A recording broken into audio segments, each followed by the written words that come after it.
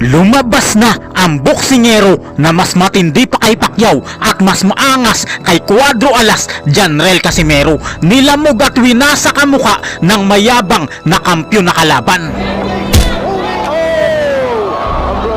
Now made it much worse. Doctor talking to the champ. Conversation you can see.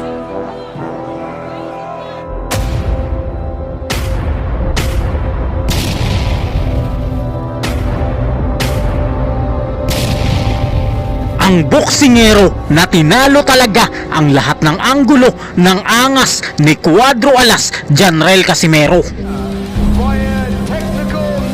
Gumawa ng panibagong kasaysayan ng ating pambato. Naging bagong kampyon ng Pilipinas dahil sa sobrang lakas ng kamao at sa bunganga pa lang nito na wala talaga ang pagiging angas ng Pinas ni Casimero. Ano din bang gusto ni Casimero? Nalabanan ko yan. Hamunin ko din sa Casimero. 2 million. Ano, kapag nanalo ka sa akin ng Christie, tapos ma-spell mo ang beautiful ng sobrang bilis. Ano, kung makapag-English ka ng tuloy-tuloy at marunong ka mag-solve ng algebra, bibigyan ka ng 2 million. Bobo ka eh.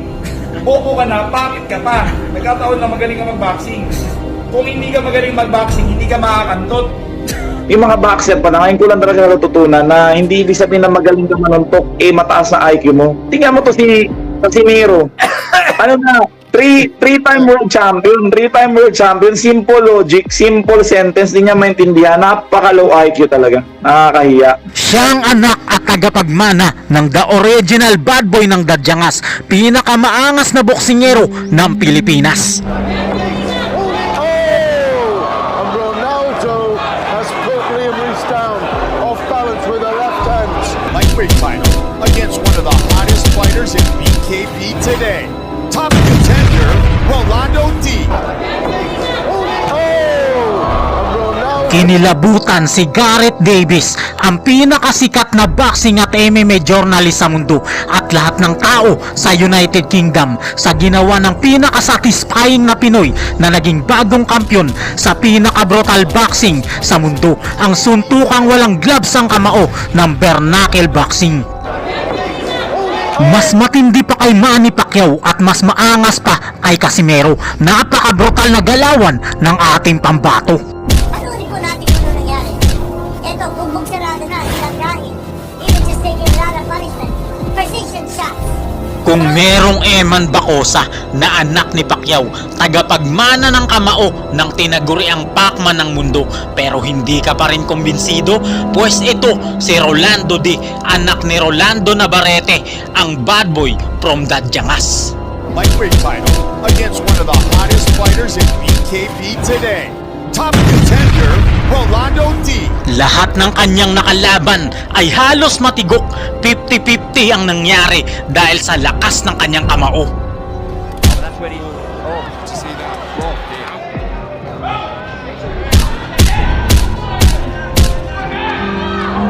Well, the ring waiting more and more. And could that be conditioning issues from not making weight? Conditioning issues, you know, quick shot there by D. Walang gloves at purong kamao, suntukang walang peke at arte. Talagang gamit ang kamao na kayang basagin ang bungo. At sa bidyong ito, sino si Rolando D? Paano siya naging kampyon? Gaano siya kalakas? Paano siya gumawa ng kasaysayan sa buong mundo ng combat sports?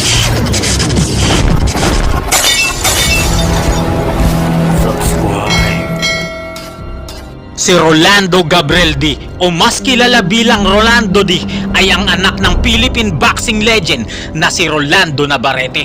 Bagamat anak ng boxing legend, ay hindi naging madali ang pinagdaanan ng buhay ng batang ito. Alam naman natin na bagamat naging kampyon, ay lugmok sa kahirapan ng kanyang ama na si Rolando Navarrete. Kaya bata pa lamang, sariling sikap na ang ginawa ng ating bida upang maiahon ng kanyang sarili sa kahirapan kahirapan nila. Kung ano-anong trabaho at diskarte ang pinasok niya noong kanyang kabataan. Hindi siya dumepende sa kasikatan ng ama. Gumawa siya ng sariling pangalan sa combat sport at larangan ng palakasan. Lumaban na siya sa UFC, Brave CF at Abu Dhabi Warriors hanggang pinasok niya ang mas brutal na pakikipaglaban ng bare knuckle boxing. Walang gloves at purong kamao lang ang ginagamit sa pakikipaglaban. Ang kanyang debut dito ay noong December 4, araw ng linggo, taong 2022. Nakalaban niya ang pinakabrutal na underground fighter ng Thailand. Si Apisit Sangmuang ay napakatindi ng kamao, pero ang Thai na ito ay first round lang sa ating pambato. Bellini asking both fighters, are you ready for the war? Call them knuckle up or I'm number one. Red trunks. Yellow trunks to the tie opposite side.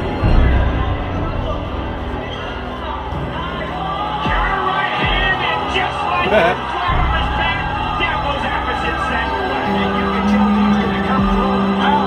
Look at these counter record pressure right there. Impersonation. Wow. Araw naman ng linggo, September 16 taong 2023 ay muling dumayo ang ating pambato sa Indigo 02 Arena, Greenwich, London, United Kingdom. Makakaharap niya rito si George Hillward ng United Kingdom. Apelido pa lang na Helliard, para ba itong galing sa impyerno? Pinakabrutal naman lalaro na nakalaban ng ating pambato. Pero katulad ng mga naunang kalaban, round 4 lang ito sa ating kababayan. With the left, drop the right, and Oh, and again through. Oh, got through again and again. push out top, maybe push it. Take that to Abu Dhabi. And three. Oh, but that's when he. Oh, To see that. walk on fighting to feed me family. Oh, good shot. Steady pressure, steady pressure. Right in there, yeah, George. That's it, go George. And then back up there, yeah. Oh, shot. Oh. And these. Oh, but that's when he. Oh, To see that. oh. Araw naman ng Sabado, October 12 taong 2024 ay muling dumayo si Rolando sa John Charles Center, Yorkshire, United Kingdom. Makakaharap niya ang knockout artist ng United Kingdom na si Hayden Sheriff. Oh, good body shot. Super body shot. That hurt. Oh, that hurt. Yeah, bit of a delayed reaction. But Pero katulad ng mga naunang kalaban, round number 2 lang siya sa ating kababayan.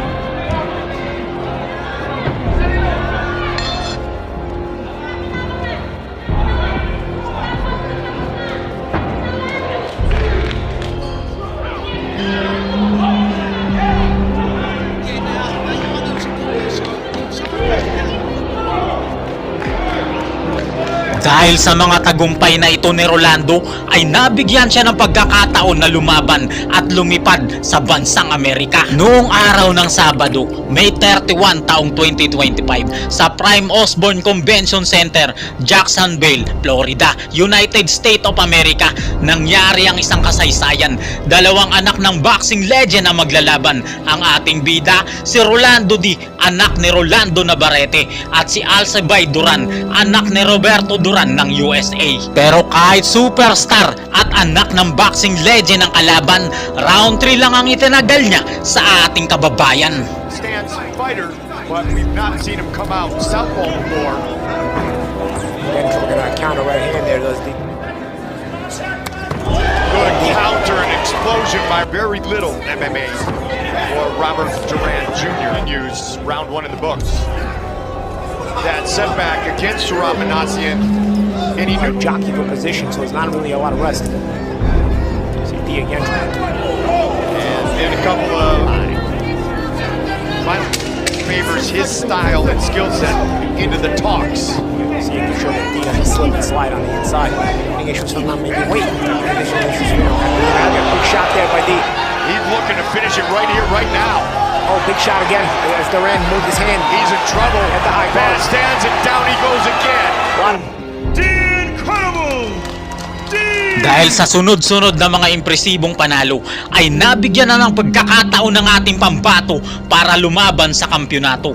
Nito lang araw ng Biyernes, December 5 taong 2025 ay muling dumayo ang ating pambato para sa kampyonato. Sa Bell Sport Arena, Cardiff, Wales, United Kingdom. Makakaharap niya rito ang kampyon ng Bare Knuckle Boxing World Super Welterweight Division na si Liam Reese ng United Kingdom. His own undefeated Liam Reese defends his super lightweight title against one of the hottest fighters in BKB today.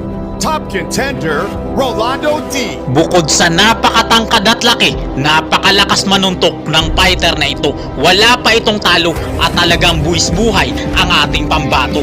Pero bumagsak din ito kay Rolando. Ito na mga idol, ang pinakahihintay nating laban ngayong araw. Ito ay ang laban ni Rolando D versus Liam Reese. Ito ay bakbakan pala mga idol ng Pilipinas versus United Kingdom. Ang labang ito pala mga idol is para sa Super Welterweight World Title ng BKB or Bare Knuckle Boxing. Ito ay sapakan na walang boxing gloves mga idol, kaya madugo tong labang ito mga idol. Itong Pilipino pala na si Rolando D mga idol is anak ito ng dating boxing world champion na si Rolando Navarrete.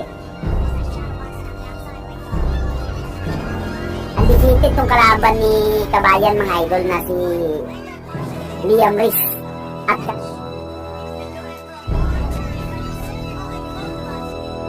namumula na agad ditong mukha nitong champion mga idol, world champion. Isang magandang counter. Nice. Uy, naghihintay lang siya. Oh, warning. Nice. Para mapapahiya dito ang world champion.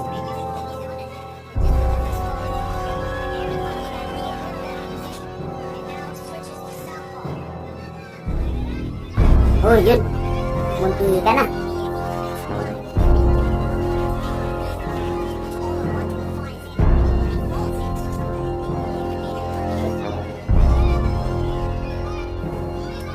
Oh, yun. Mamas Kabayan.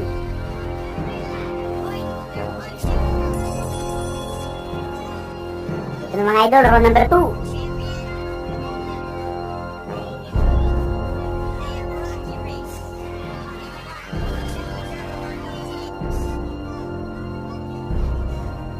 Differences ng ating pagbaboy yun.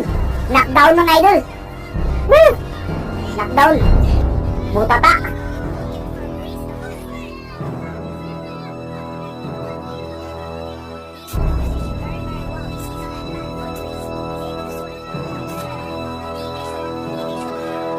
Galit na galit siya eh sa ginagawa ng Pinoy.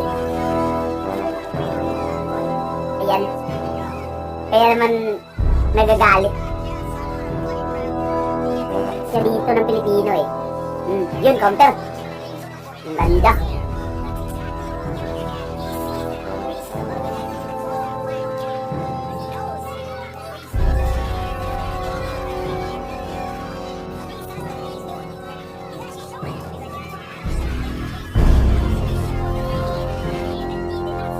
Nice.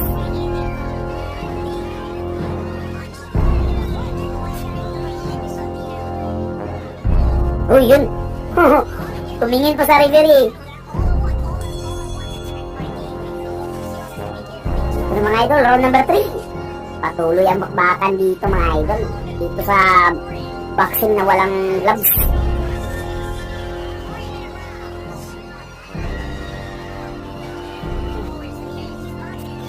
Yun, nice counter by D. Nice counter.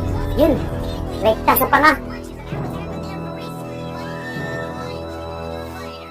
Magang-maga na nice. Sapol palagi sa counter eh. Dinidilaan lang ng Pinoy.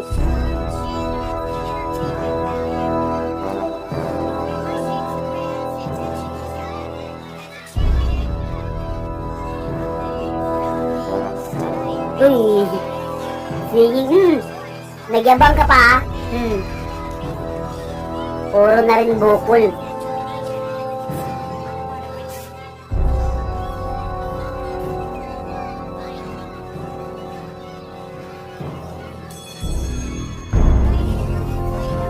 Ito na mga idol, round number 4.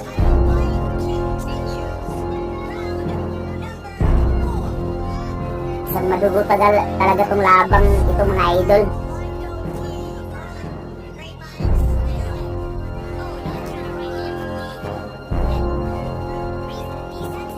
Frustrated na itong champion eh. Galit na galit na. Itong mga idol is super welterweight.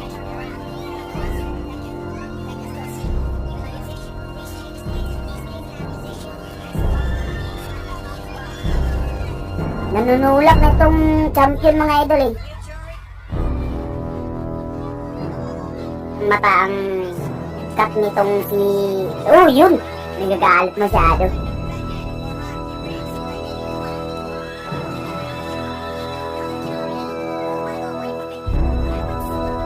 Hindi pa ito nakatikim ng talo hanggang naging champion. Oh, yun!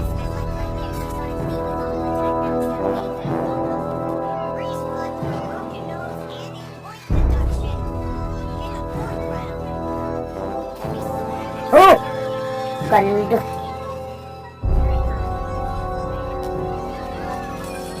Kada pasok ng Briton eh, sango eh. Ito na mga idol, round number 5.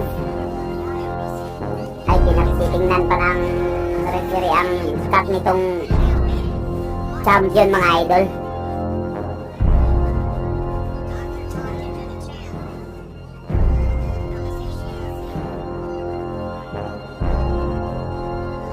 Sige, patuloy magbakan.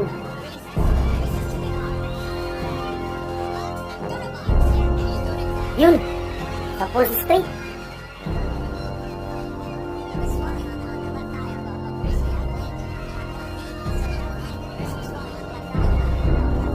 Namamaga na rin ang kaliwang mata ni Rolando di mga idol. Unti na rin namamaga. Kasi tinatamaan ng straight. Noise! Nice straight.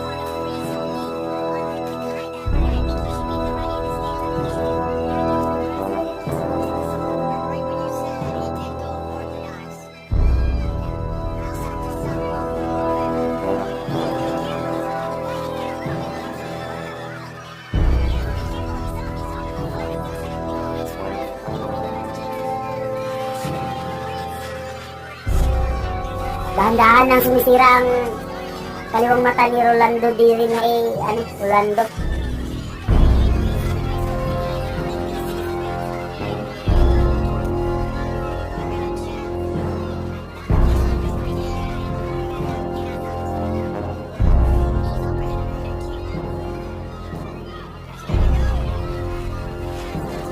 Patuloy na magbakan mga idol.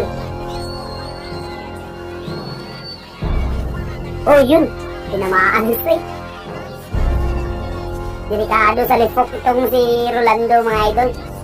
Kasi hindi siya nakakita dito sa kabilang mata. Oh!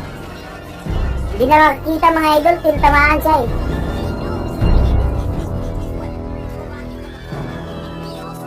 Knockdown or manackout itong Pilipino para manalo. Kasi masyadong itong lamang ang Pinoy mga idol maski manalo siya dito sa round na ito.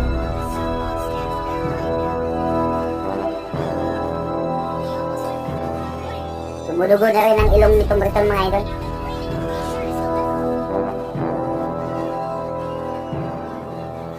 Nice counter.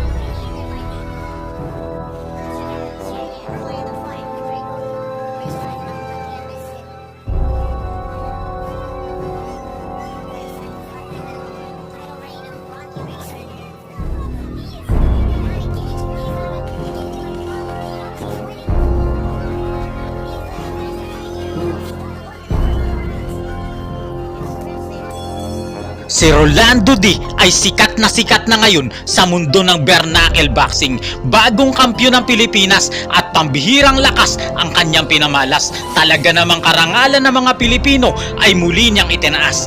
God bless everyone. Pap.